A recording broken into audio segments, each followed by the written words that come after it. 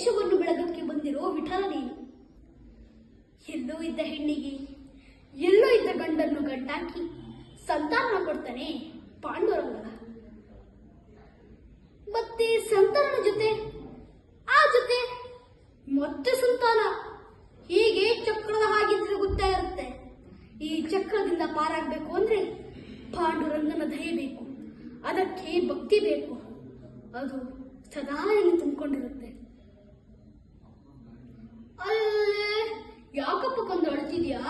ಹುಟ್ಟಿದ್ದಿನ ಹಾಗೆಲ್ಲ ಅಳಬಾರ್ದು. ಅಲ್ಲಡ